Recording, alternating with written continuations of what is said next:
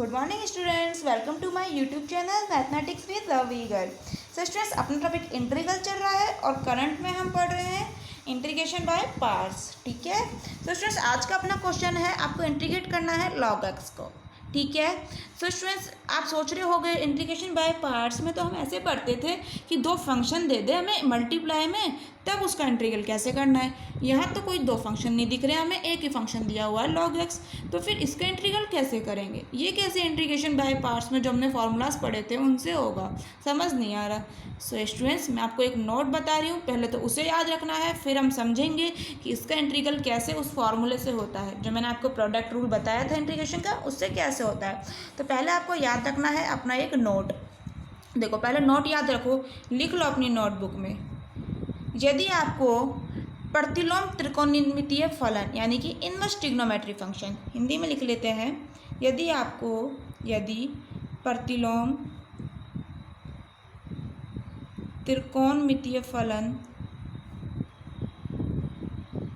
त्रिकोणमितीय फलन यानी कि इनवर्स ट्रिग्नोमेट्री फंक्शन कौन कौन से होते हैं। अरे, sine inverse x, cos inverse x, tan inverse x, cot inverse x, comma sec inverse x, cosec inverse x, ये सारे अपने क्या हैं, इनवर्स ट्रिग्नोमेट्री फंक्शन, प्रतिलोम त्रिकोणमितीय फलन। ठीक है।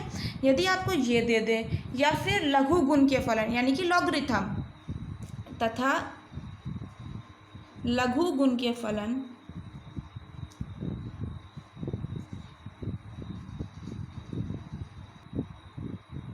यानी कि लॉगरिथम, मतलब अरे लॉग दे दे आपको, log x दे दे। ठीक है। तो क्या करना होता है, देखो दोबारा सुनो, प्रतिलोम त्रिकोणमितीय फलन यानी कि ये, या फिर लघु गुणकीय फलन यानी कि log x दे दिया, बेस यहाँ e है, हो सकता है a वाला दे दे, कुछ भी दे दे बेस में। ठीक है। कुल मिला के समझने की बात है, लघु गुणकीय फलन यानी कि लॉगरिथम। अगर आपको दे देता है ये चीज़ें और पूछता है इनको इंटीग्रेट करो, ठीक है, इनको इंटीग्रेट करना है, आपसे पूछ रहा है इन फलनों का समाकलन करो, तो इन फलनों का समाकलन करने के लिए स्टूडेंट्स हम क्या करते हैं, तो ध्यान से सुनो, समाकलन करना है तो क्या करना होता है आपको, इनके मल्टीप्लाई में हमें मान लेते हैं होता है 1। अभी एग्जाम्पल से समझ आ जाएगा, अभी नोट लिखो पहले। ठीक है। तो क्या करना होता है, तो इन फलनों, या तो ये वाले फलन या ये वाले फलन, या तो इनवर्स वाले या फिर लॉगरिथम, कोई भी दे देता है, तो इन फलनों के मल्टीप्लाई में यानी कि के गुना में आपको मानना होता है 1, के गुना में 1 मानो और इंटीग्रल सॉल्व कर दो और समाकलन कर देना है। ठीक है। और इंटीग्रल कर दो या समाकलन कर दो। कुल मिलाकर समझने की बात है कि हमें यदि इनवर्स ट्रिग्नोमेट्री फंक्शन या फिर लॉगरिथम वाले फंक्शन दे देता है तो उनका इंटीग्रल हमें कैसे करना होता है, उन फलनों के हम मल्टीप्लाई में 1 को मान लेते हैं और फिर इंटीग्रल सॉल्व करते हैं। अब बात आती है, 1 तो मान लोगे, फर्स्ट किसको मानोगे और सेकंड किसको मानोगे, क्योंकि जो मैंने आपको फॉर्मूला बताया हुआ है प्रोडक्ट रूल, उसमें कुछ ऐसा ही बताया हुआ है कि फर्स्ट मानना होता है फंक्शन को, सेकंड फंक्शन को हमें मानना होता है। वो कैसे मानोगे, तो याद रख लो स्टूडेंट्स, जो आपका फंक्शन दिया हुआ है, या तो लॉग वाला दिया हो या इनवर्स वाले दिया हो, उन्हें तो मानना है आपको फर्स्ट। ठीक है। और जो 1 है, 1 आपने जो माना है उसे मानना है सेकंड। ठीक है। समझ आ रहा है। समझने को आप आईलेट से भी समझ सकते हो ये चीज़ें। देखो मैं समझाती हूँ, आईलेट से कैसे समझोगे। आईलेट मैंने आपको ये समझाया था पहले वाले लेक्चर में। ठीक है। उस लेक्चर का आपको लिंक मिल जाएगा इस वीडियो के डिस्क्रिप्शन बॉक्स में, वहाँ से समझ लीजिएगा अच्छे से। ठीक है। तो मैंने आपको इसमें क्या बताया था, डीप में तो स्टूडेंट्स हम नहीं पढ़ेंगे अभी। ठीक है। क्योंकि मैं पहले पढ़ा चुकी हूँ, रिपीट करने से कोई फ़ायदा नहीं है, सेम चीज़ों को आप उस लेक्चर को देख लीजिए, समझ आ जाएगा। मैंने आपको इसमें बताया था, इनमें से जो भी फंक्शन पहले दे देता है, अब इनमें फंक्शन कौन कौन से आते हैं, इनका मतलब क्या है, वो सब चीज़ें आपको उस लेक्चर में स्टूडेंट्स मिल जाएंगी। ठीक है।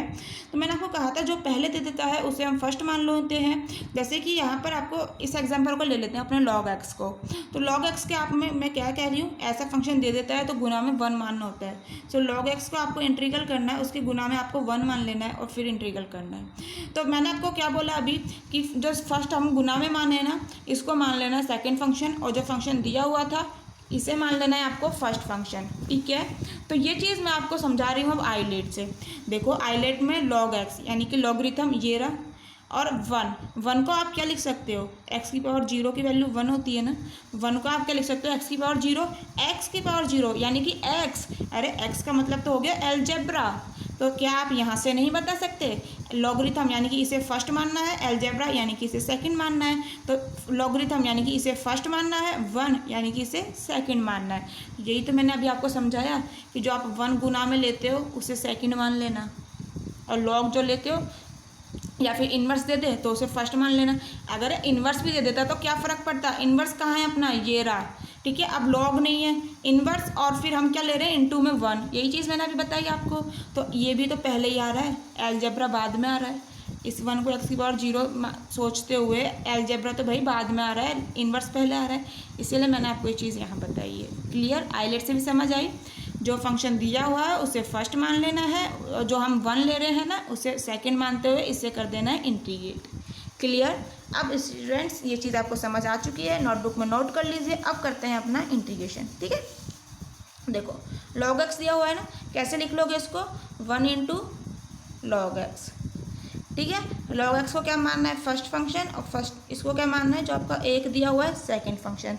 तो मैंने आपको क्या फॉर्मूला बताया था, फर्स्ट इंटू सेकेंड, यानी कि फर्स्ट फंक्शन और सेकेंड फंक्शन दे दिए मल्टीप्लाई में, इसका इंटीग्रेशन क्या होता था, फर्स्ट को रखा, सेकंड का इंटीग्रेशन माइनस, इंटीग्रेशन करना है आपको, पहले फर्स्ट का डिफ्रेंशिएशन करना है, so D first upon D X, then second का इंटीग्रेशन करना है, फिर कंप्लीट को इंटीग्रेट करना है।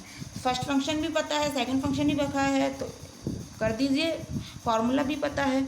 क्या करना है, फर्स्ट को रखना है यानी कि log x को रखना है, सेकंड फंक्शन को इंटीग्रेट यानी कि फर्स्ट का इंटीग्रेट करना है आपको, सो 1 इंटू अपना dx माइनस इंटीग्रेशन, पहले फर्स्ट को आपने डिफ्रेंशिएट करना है, फर्स्ट अपना क्या है log x, सो dy/dx करना है आपको log x का, फिर सेकंड को इंटीग्रेट यानी कि फर्स्ट इंटू dx, और फिर कंप्लीट का इंटीग्रेशन, ठीक है। यहाँ से क्या आ गया log x, फर्स्ट का इंटीग्रेशन क्या हो गया स्टूडेंट्स, एक का इंटीग्रेशन क्या हो गया स्टूडेंट्स, x। ये चीज़ें मैं आपको पहले समझा चुकी हूँ कैसे क्या होता है, ठीक है। सो स्टूडेंट्स फर्स्ट का इंटीग्रेशन अपना हो चुका है x, देखिए दोबारा समझ लेते हैं, आपने वो वाले लेक्चर्स नहीं लिए हैं तो कि फर्स्ट का इंटीग्रेशन x कैसे होता है, बट स्टूडेंट्स प्लीज़ मैं आपको सजेस्ट करूँगी वो वाले लेक्चर्स ले लीजिए, मेरे इंटीग्रल की प्लेलिस्ट में सारे लेक्चर हैं, उन्हें प्लीज़ ले लीजिए, आपके लिए बहुत यूज़फुल है। सो स्टूडेंट्स यहाँ मैं आपको बता रही हूँ इस एक का आप कैसे इंटीग्रल सॉल्व करते हैं। एक को आप क्या लिख सकते हो, x की पावर 0 और अपना dx। देखो x की पावर n का इंटीग्रेशन क्या बताया हुआ है मैंने, x की पावर n+1 अपॉन n+1। यहाँ अपने क्वेश्चन में क्या है, n की जगह 0, तो इस फॉर्मूले में 0 रख दो, n की जगह क्या हो जाएगा, x की पावर 0+1 अपॉन 0+1, यानी कि 0+1 क्या होगा 1, x की पावर 1 अपॉन 1, एक्स की पावर 1 का वैल्यू क्या होगा x, ठीक है, और 1 से डिवाइड हो रहा है, क्या फ़र्क पड़ रहा है, वही तो रहता है, एक्स की पावर 1 का क्या होगा x। तो समझ आया इसका इंटीग्रल कैसे x होता है, यही चीज़ मैंने यहाँ लिखी है। Clear. Now minus integral log x का डिफ्रेंशिएशन स्टूडेंट्स 1/x होता है, पहले भी हम डिस्कस कर चुके हैं, और इसका अपना इंटीग्रल क्या होगा इसी तरह से x और अपना dx, x से x कैंसिल होगा स्टूडेंट्स, ठीक है। आपका क्या बचा, x को हम आगे ले लेते हैं, x इंटू आपका log x माइनस यहाँ क्या आ गया आपका 1 और आपका dx। अब फर्स्ट का आप क्या अभी बताया ना, एक का क्या होता है इंटीग्रल x होता है, तो आपका क्या आ गया स्टूडेंट्स x log x तो चल ही रहा है, यहाँ से क्या आ गया माइनस x, माइनस आपका एज इट इज़ और x और plus constant of integration c, ये आपका स्टूडेंट्स आ चुका है आंसर। क्लियर, समझ आया। देखो मेन चीज़ यहाँ पर थी एक तो फॉर्मूले की, जो मैं आपको पहले ही बता चुकी हूँ, ठीक है, और जिस लेक्चर में मैंने फॉर्मूला बताया था लिंक आपको डिस्क्रिप्शन बॉक्स में मिल जाएगा, वहाँ से देख लीजिएगा। मेन चीज़ इसमें ये फॉर्मूला और जो मैंने आपको रूल बताया है वो हमेशा याद रखो, सारे क्वेश्चन सॉल्व कर लोगे, ठीक है। सो थैंक यू स्टूडेंट्स, मिलते हैं नेक्स्ट लेक्चर में कुछ और इंटीग्रल के क्वेश्चंस के साथ, और अगर कोई क्वेरी हो, कोई प्रॉब्लम हो किसी भी स्टेप में, ठीक है, तो आप पूछ सकते हो, किसी भी स्टेप में प्रॉब्लम आ रही हो तो पूछ सकते हो कमेंट बॉक्स में, ठीक है। So thank you so much.